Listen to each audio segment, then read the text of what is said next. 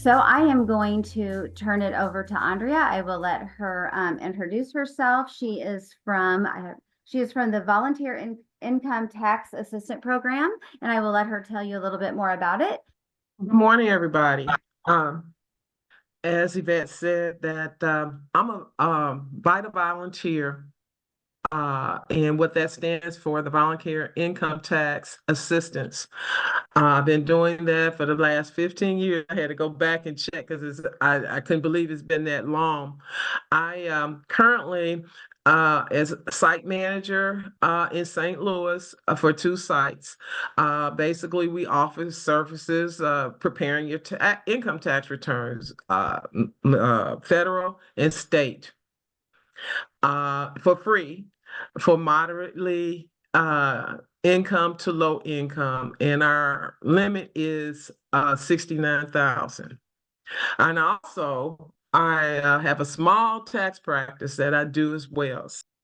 As you see, filing season begins Monday, January 22nd, and the return due date will be Monday, April 15th.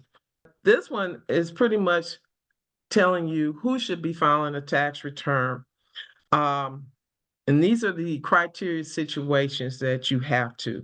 If you have income tax withheld from your pay, pension, Social Security, or other income, if you made estimated tax payments for the year or had any overpayment from the last year's estimated tax applied to the taxes, this current will be the 23 taxes, you should file. You qualify for earned income credit, and we will go through that later on. And if you qualify for the refundable American Opportunity Credit, that is an educational credit.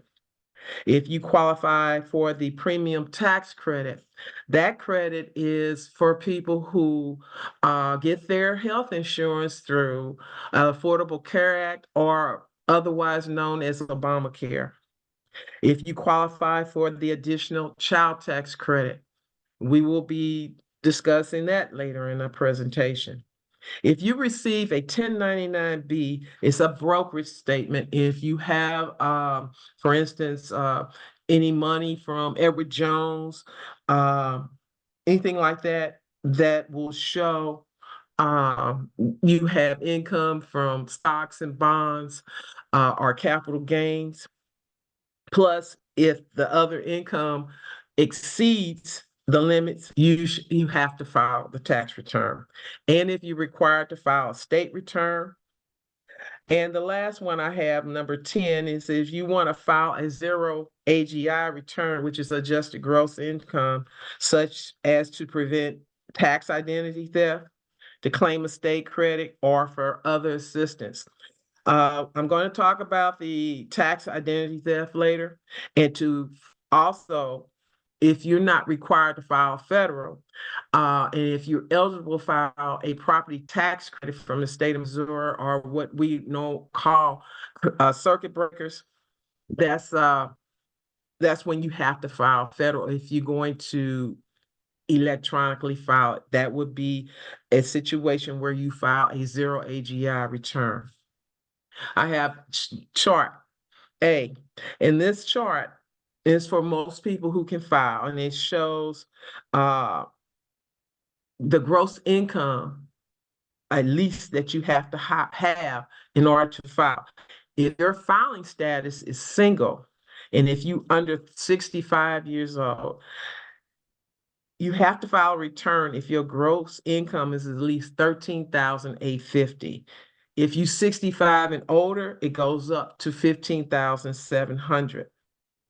The next filing status, if you married filing joint, if both spouses are under 65, the income is at least $27,700.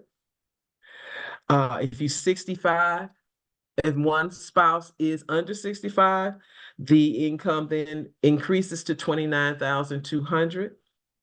If both spouses are 65, it's $30,700. If you filing married, filing separate, it doesn't matter. The income got to be at least $5. Head of household, if you're under 65, the income is $20,800. If you're 65 and older, filing head of household, then if your income exceeds 22,650, you have to file. Qualifying surviving spouse.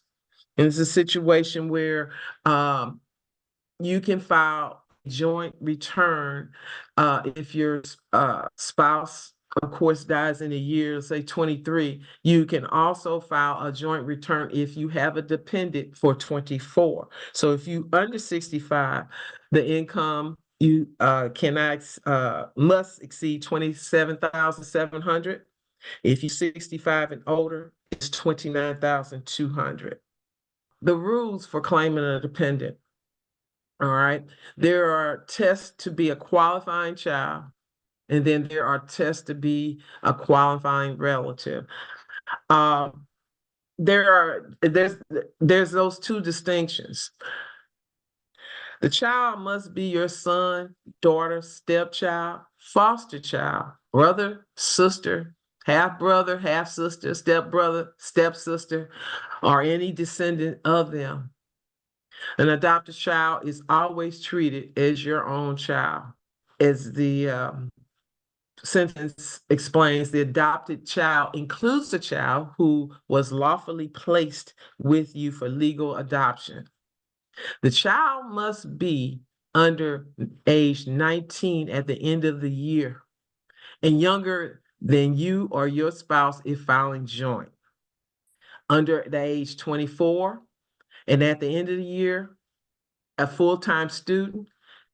And again, it says, and younger than you or your spouse is filing joint, or any age if permanently or totally disabled. And the child must have lived with you more than half the year. On this, on this chart, to test to be a qualifying child, again, what this means, in order to, if they do qualify as a dependent, if they age under 19, or if they permanently, at any age, are permanently disabled, you can get $2,000 credit per child. Now we're going to switch to test to be a qualifying relative. Basically, you will receive only $500 because they were over the age of 19 or they were not a student. So therefore, to be you, if you have a brother, sister, and if they're disabled, the most you can get is a $500 credit.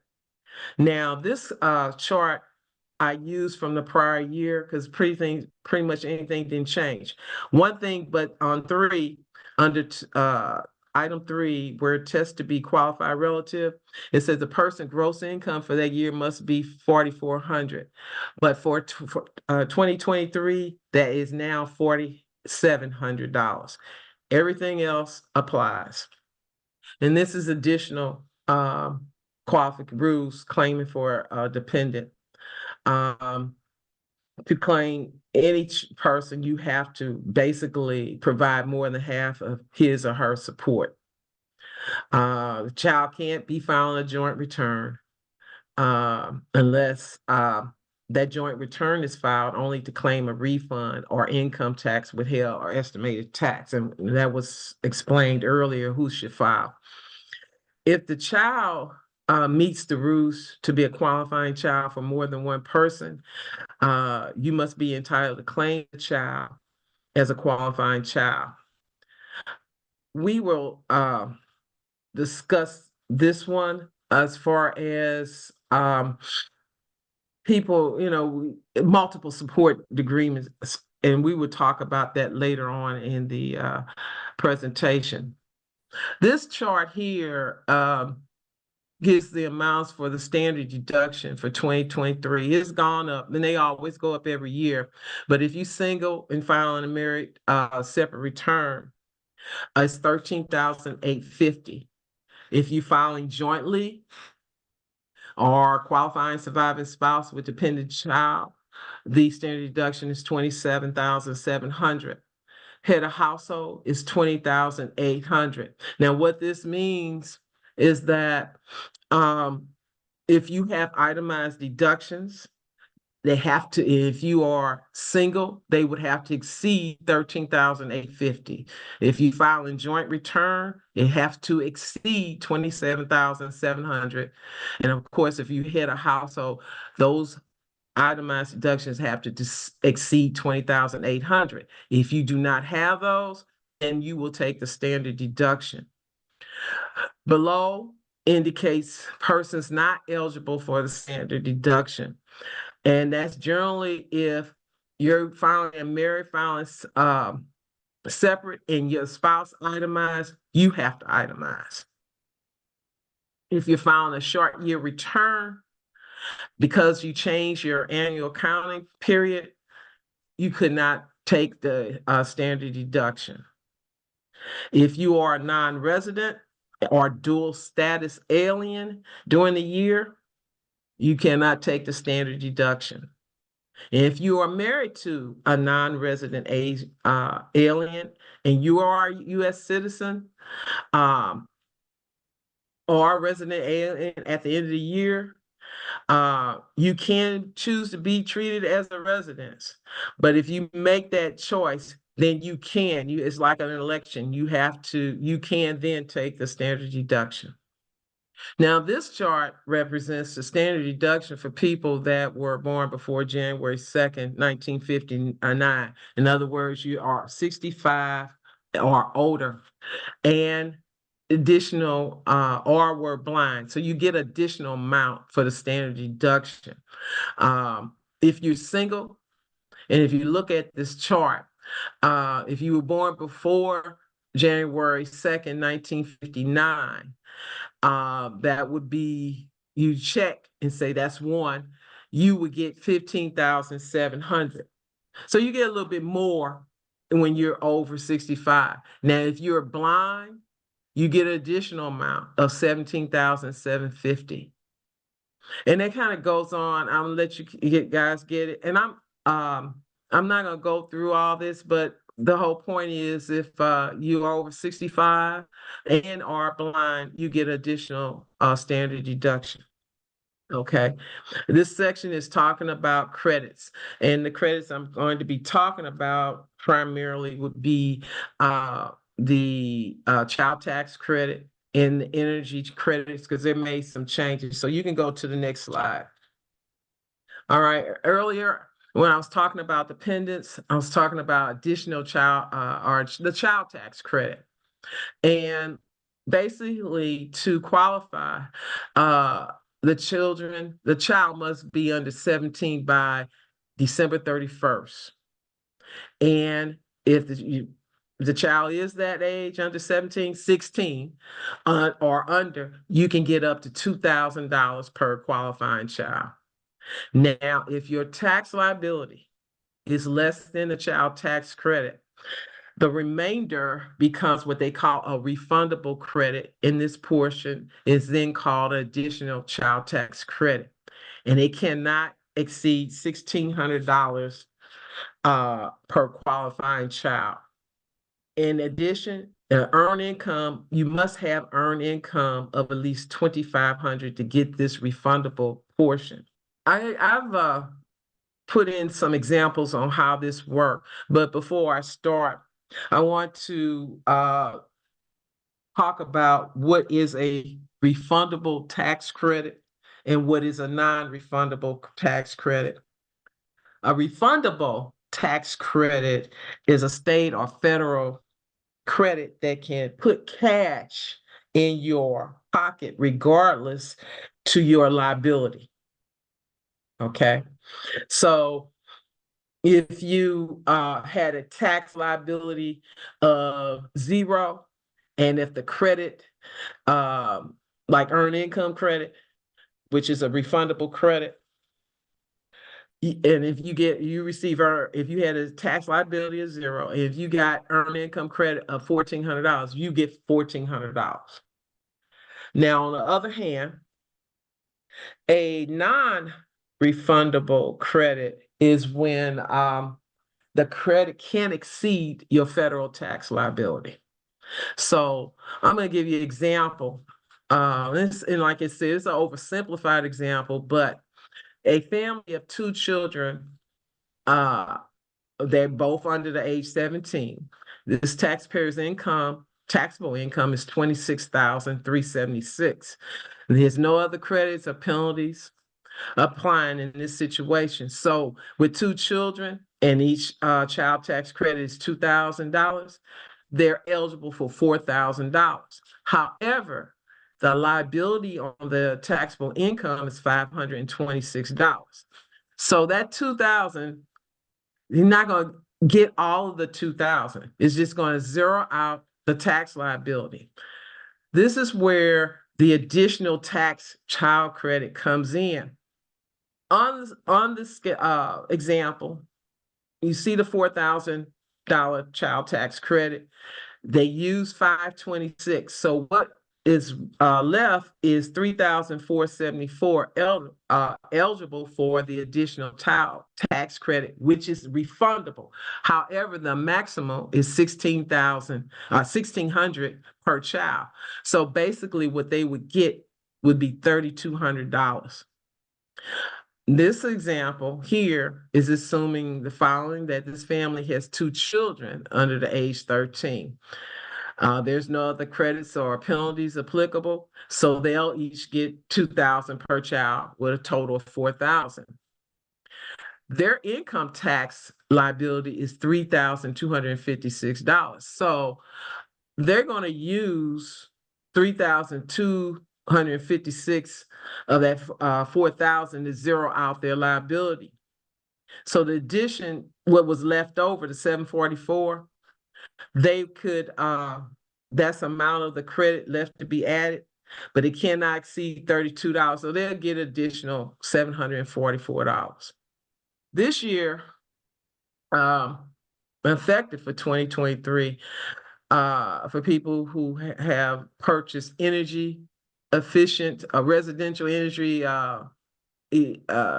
property or equipment, they changed it, or they have increased the rate to 30%, and now it has an annual limit of $1,200 per taxpayer, or $2,000 for heat pumps and biomass stoves. So the $1,200, what the type of energy efficient equipment we're talking about would be like windows, I guess air conditioners, high efficient air conditioners, hot water heaters that can qualify.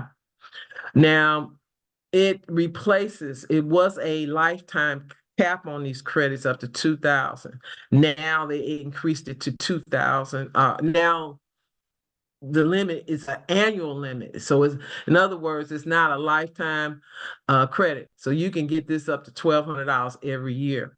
And it increases the limit if you have a heat pump or a biomass stove. Prior to 23, there were certain routes were eligible for the energy credit. They removed it. And the only roofs that I was aware of was eligible for the energy credit were those metal roofs. So now they removed that. Additionally, if you want to have an audit of your house, an energy audit, you can get up to $150 credit for that, or 30% of what you pay, up to $150. Basically, you claim these credits and improvements of your main home, and it's where you live most of the time, or rent.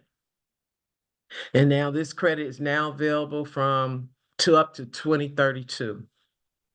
This is a form 8332 for a release or revocation or release of claim exemption. They use exemption, but basically they mean a dependent of a child by a custodial parent.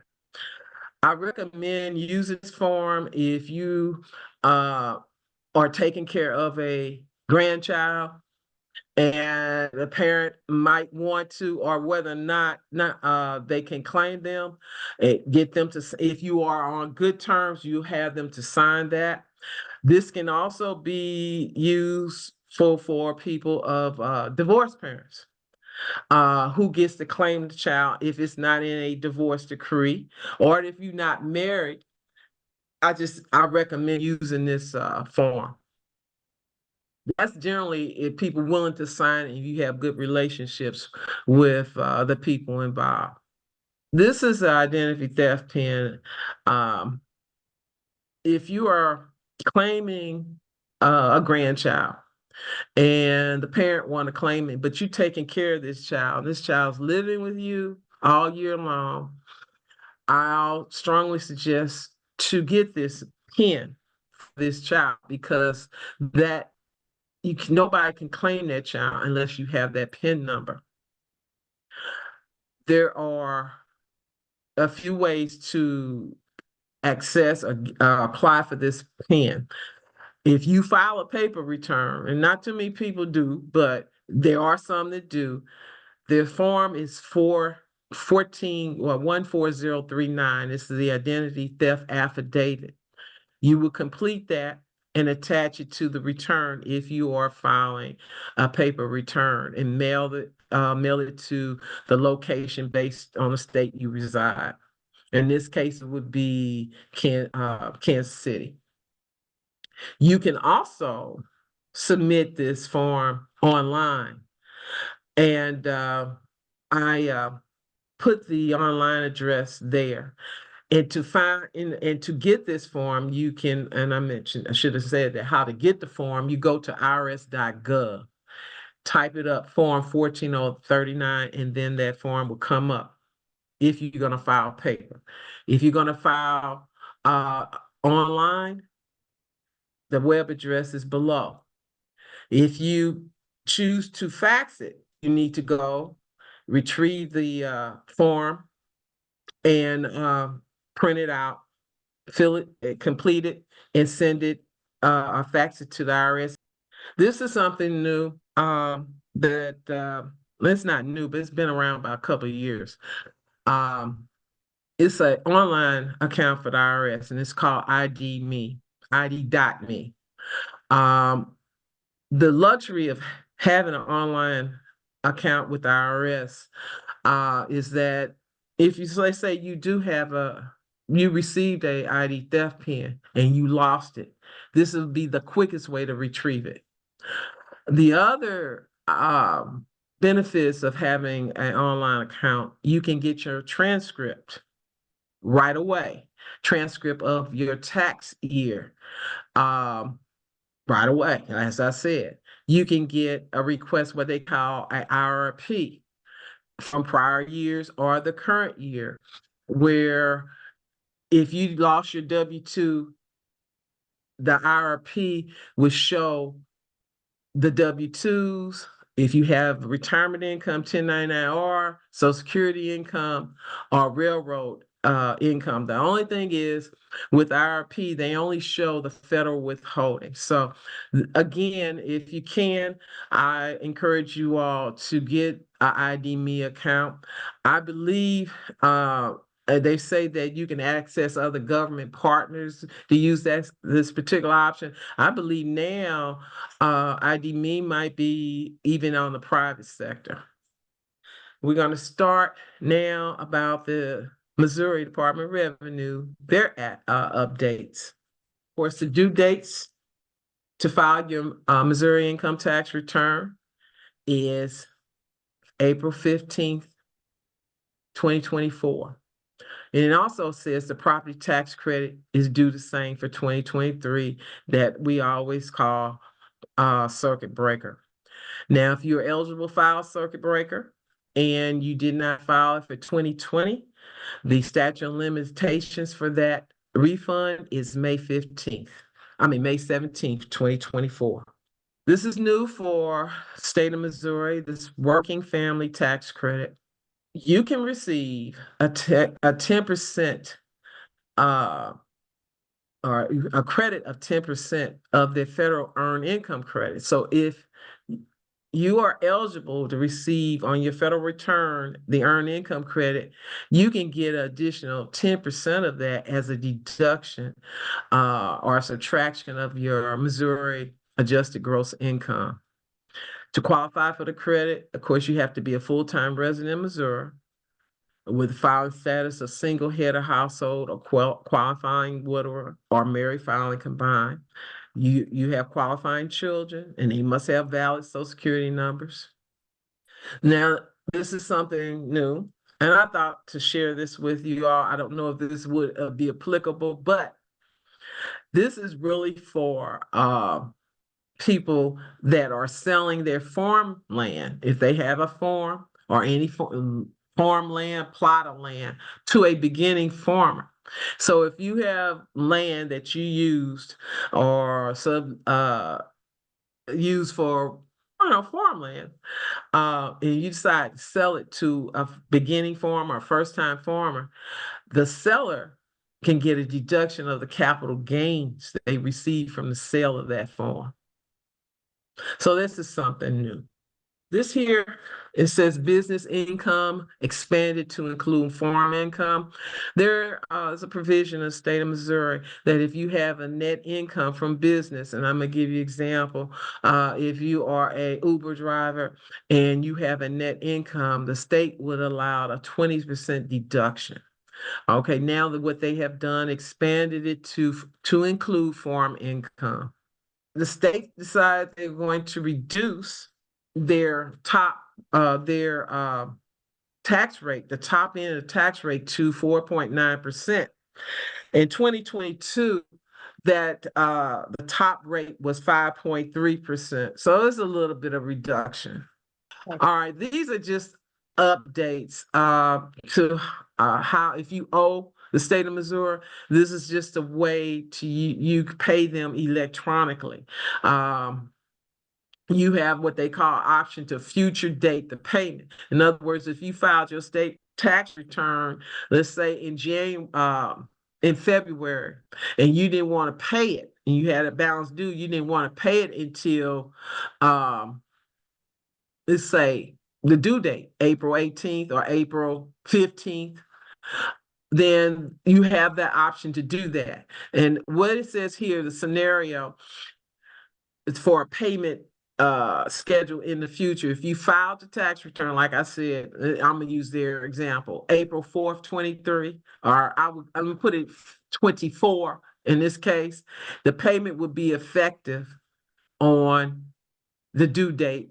In this case, it should be April 15th, 24. And that's when it says that's when the customer would see the debit in their account the day after. The same day payment, if you e-filed it on the due date, in which case I have 23 on there, it should be 4/15/24. The payment would be effective that day, but you wouldn't see in this case, it'd be about 9 days later when you see the debit coming out of your account. So now we can go to the next slide, and we're going to talk about a circuit breaker. Okay, here we go. The circuit breaker, what it is a property tax credit that Missouri gives its residents. And it has not changed. It needs to change because people's incomes have spiked up, and that were eligible, and now they're no longer eligible, but they have not changed it. The Missouri property tax credit is for people who pay rent, but their income can't be no more than 27,000 to be eligible for people who pay rent. They have to be 65 years old or disabled. And the maximum amount of credit for renters is $750. The other part is for homeowners. And homeowners cannot, if they're single, if the total household income cannot be the 30,000 or less. If they filing jointly, it can have to be 34,000. And if you fall within that range, you can get a credit up to $1,100. Now I'm going to tell you, this is based on, it's a sliding scale. So the higher your income is, if you get close to 30,000, the less you're going to get. But the most you can get from a property tax credit as a homeowner is $1,100. If you are a renter, the most you can get is $750. The formal name is Missouri Property Credit. And again, it's for people who either rent and they have to have income of 27,000 if they single, or if they filing jointly 29.2, or if they are homeowners, they can get a credit up to $1,100, but their household income can't exceed 34,000 if they filing joint, or 30,000 if they single.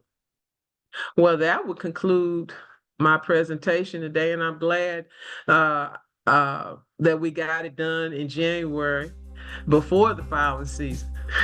Yes, thank you so much. And it is so valuable. And I am Thank you.